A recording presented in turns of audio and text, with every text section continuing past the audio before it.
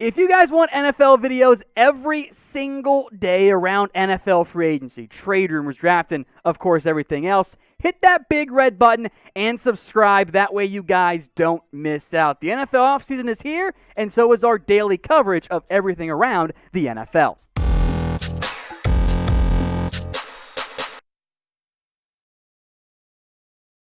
Let's talk NFL rumors now. How about a Jimmy Garoppolo trade? It's still out there, even as Kyle Shanahan and John Lynch say, we're not going to trade him. But we do know one certainty. The reality is for the 49ers and for Jimmy Garoppolo is that this marriage, this relationship is going to end at some point. This time in San Francisco, it is on a ticking clock. By moving up to number 3 and making it very clear they're going to draft a quarterback because duh, right? The Niners will move on from Jimmy Garoppolo at some point. Now, Albert Breer says that the Niners could make a trade. Maybe if a team offered a first-round pick for Jimmy. Well, I think it's fair from the Niners' perspective, get a first-round pick back. I also don't know what team would give up a first-round pick for Jimmy Garoppolo, who's been a good NFL quarterback. Has he been great? Not really. He's been solid, but he's never been, as far as I'm concerned, a consistent top 10, top 50, or top 5 quarterback. He's an upgrade for several teams, but he's probably someone you're going to try to upgrade over like the Niners have just done, moving up to number 3. The Patriots, oh, by the way, of course, always linked to Jimmy G from their previous time together. Well, they say, or the report from Albert Breer, was that they called about Jimmy G before the trade, before they re-signed Cam Newton. Maybe next year, a Jimmy G Patriots union makes the most sense.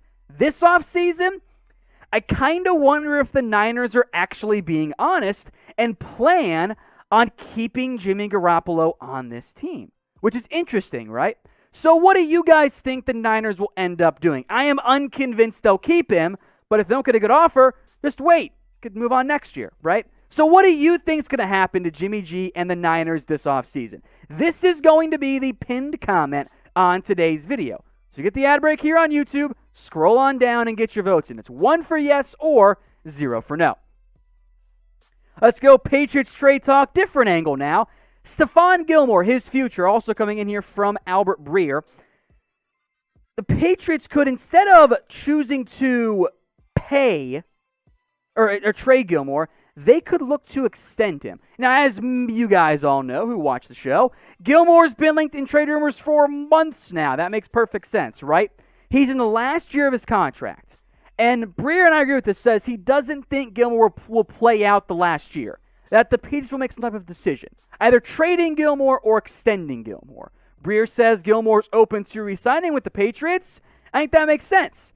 And Gilmore's in a unique position now where he is getting onto the wrong side of his career in terms of age. He's on the back 9, if you will. And he's coming off a lesser season.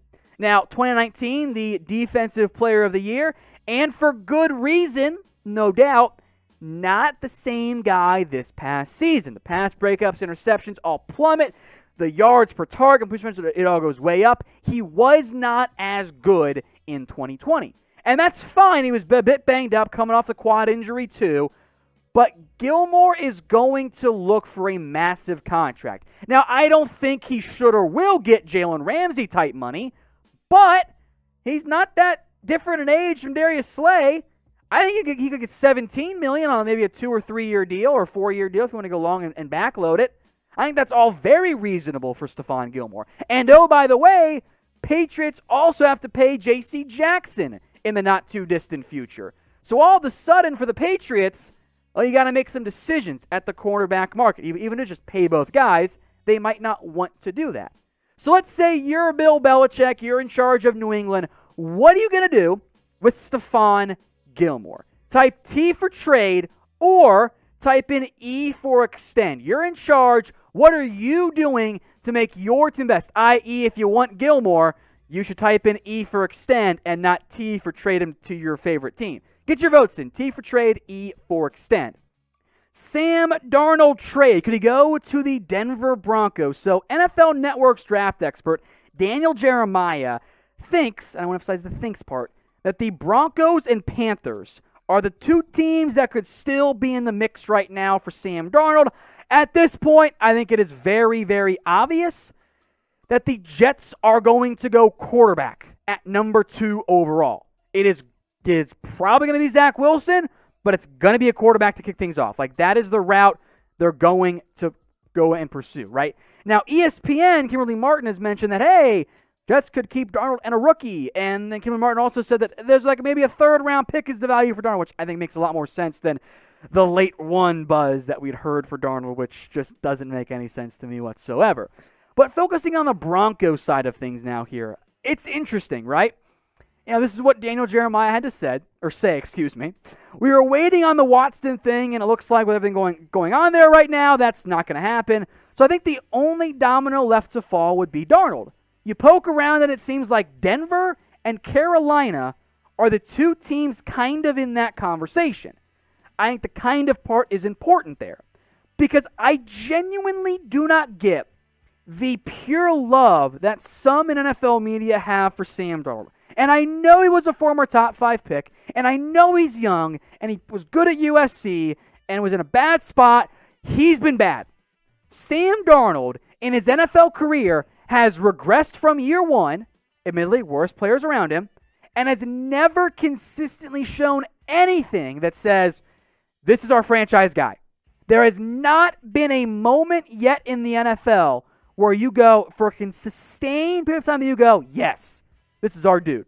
Now, for Denver, I actually kind of dig the potential here, depending on the cost of Darnold. Because you have Drew Lock, who's been, he loves to go deep downfield, one of the highest deep ball rates in the NFL with some of the least amount of success. Not great, but it's inconsistent. It will be better next year. I think Locke, despite the touchdown and completion percentage, actually got a little bit better this past year. His QBR does reflect that as well. So if you have Drew Lock, I think this is where Denver's at, by the way, they're not 100% sold on that. They are not sold that Drew Lock's the guy. And you cannot be sold that Sam Darnold is your guy either. But what about this possibility? What if you take this approach if you're Denver? What if you go get Sam Darnold and say, you know what, Sam and Drew, compete for a year, because you're not going to pick up Darnold's option anyway because that's too expensive. Compete for a year, and we'll see what happens. That could work for Denver. Maybe they're both misses. If so, okay, cool. Draft one next year. And if you can get Darnold for, say, a 3rd, I am intrigued with that. I'll take even another more convoluted step forward. What if you were to trade down in round 1, add an extra 3rd-round pick, and then send that for Darnold? You at least put yourself in a better position at the quarterback spot. So I don't know who will have a better NFL career. Frankly, both guys, I'm not sold on. I don't think the NFL is either. So pick one for me. Who would you rather have, right? SD for Sam Darnold, or type in DL for Drew Lock. Now, between the NFL Network report and a New York Post report, 4 teams mentioned in a potential Darnold deal. Denver and Carolina. Imagine Darnold going back and having to compete with Teddy Bridgewater for a role. Hysterical. The Steelers, who are interesting, except for the fact that you can't pay him yet. I mean, you're not going to pick up his 5th-year option, so it's a rental of Darnold in all reality, and you brought back Big Ben. Not sure on that front. The Bears, meanwhile, if I were Chicago, I would have traded for Sam Darnold before I paid Andy Dalton, because Darnold might not be the guy. But if he hits, you're in great shape. So from that perspective, the market's thin. And I don't think the Darnold trade is going to go for, in terms of value for Darnold, nearly as much as what it seemed like it was going to do not that long ago in the not too distant future. So interesting move there for Darnold to see what ends up happening in the future between Denver and Carolina. Those 2 teams do make the most sense to me. Pittsburgh, Chicago, we'll see what happens. Now, while you guys are down there, make sure you're subscribed. That way you don't miss out on any major NFL news that goes down. When there was the wild Niners, Eagles, Dolphins 3-team trade, we broke in live and broke it all down for you guys. If you want to stay in the know with what's going on around the NFL, then hit that big red button and subscribe today. Long expected, but also once again reportedly, right? The NFL is moving to a 17-game schedule for this upcoming season. This has been reported many a time was mentioned again by Adam Schefter in NFL.com, so we're bringing it back up again. As has been the expectation, extra game gets added, no extra bye week, and just 3 preseason games. Not even 2 has been discussed. It's 3 down from the more typical 4. Now, there are some NFL players, mind you, who are not fans of this particular move, which I do think makes some sense. Alvin Kamara among the outspoken ones. But we knew this was coming. This was a very clear path that was being headed down. I use passive voice poorly. Once the NFL moved to make all this happen. This was going to be the case, and it was expected it was going to happen this year, especially as the new TV contract money gets to hit around the NFL. Now, as we've mentioned before, we do know the assumed matchups. It's cross-division AFC versus NFC.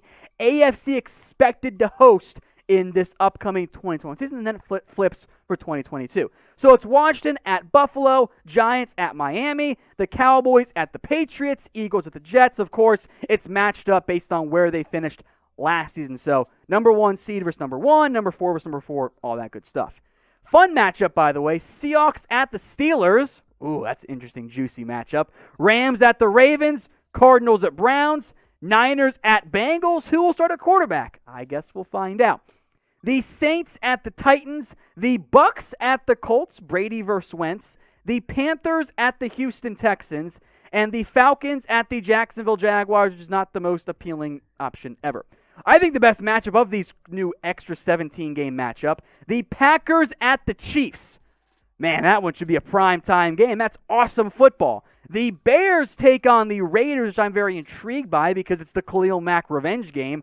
Vikings at the Chargers. The Detroit Lions, by the way, also taking on the Denver Broncos. So 2 not-so-great teams that could maybe have a different quarterback in 2021 and potentially even in 2022 if things get really weird.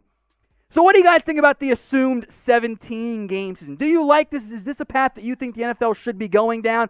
First time in a long time they've added games to the schedule here. Get your votes in for me. Do you like the 17-game season? Type in Y for yes or type in N for no. Antonio Brown to the Seahawks. We're back on this one somehow. And there's a lot I want to get into on this because I'm not sure if this is really what's going on. So to recap, right? Go take it back to last year. Reports are Russell Wilson wants to get Antonio Brown on the team, and Seattle has interest, and the Ravens have interest, and he sits around unsigned for weeks, and then Tom Brady gets to bring back Antonio Brown. Now we're in this offseason, and allegedly the Seahawks and Ravens have interest again, and also, of course, Tom Brady wants to bring back Antonio Brown because the Bucs want to roll it back because, well, duh, they won the title, right? The sourcing on this one is interesting. So John Clayton has said that Russell Wilson wants Antonio Brown. Now remember, Clayton lost credibility when he said Josh Gordon had re-signed, he had not, and that Ryan Fitzpatrick was going to retire, and Fitz did not retire. So that's a bit iffy there. There was also a report from Pro Football Focus. One of their writers said, apparently, the Seahawks and Ravens have interest. But to me, that reads like he read somewhere else there was interest, not I am saying there's interest. So I actually don't know how real this buzz is. I think there's something to it, but I'm unconvinced it's like, oh yeah, this is going to happen. Now, Brown on the field, emphasis on the on-field part there, it was good. 45 grabs, 483, 4 touchdowns, just simply double those numbers, and it's not quite prime Antonio Brown, but for a team with Mike Evans and Chris Godwin and Gronk and all those other playmakers, that's pretty good production. And you look at the Seahawks side of it, and if you get in the right headspace, Antonio Brown, a fairly big if, DK Metcalf, Lockett, and AB, ooh, I mean, that makes Russell Wilson happy. And Russell Wilson made it very clear he wants to be happy if he wants to stick around in Seattle. So I like that idea there in terms of the on-field stuff. Of course, there was a reason why Antonio Brown has not played that much football in the past 2 years because, well, he's kind of a crazy person and not in a good way at all. And that's a bit of a red flag. And do you trust Antonio Brown, the person? I don't know if you actually do. So there were the three teams that have been kind of sort of linked, the Bucs, Ravens, and of course the Seahawks. The on-field side of it for Seattle, super appealing. You bring in AB with Metcalf and Lockett, that's awesome. But do you trust him? Like, I don't know if that's really the path that Seattle should pursue. On-field, yes. Off-field, I give it a hard pause there. So I don't know about that perspective. And I don't know if John Clayton is that trustworthy anymore. Just throwing that out there, right? So what do you guys want to do? We'll bring back one of our favorite questions of all time. Do you want to add Antonio Brown? If you do, type in AB in the chat. If you don't, type in FAB, one of the all-time favorite weigh-ins. Shout out to Mitchell Wrench for getting this one going there. Do you want to add Antonio Brown? AB for yes, or type in FAB for no.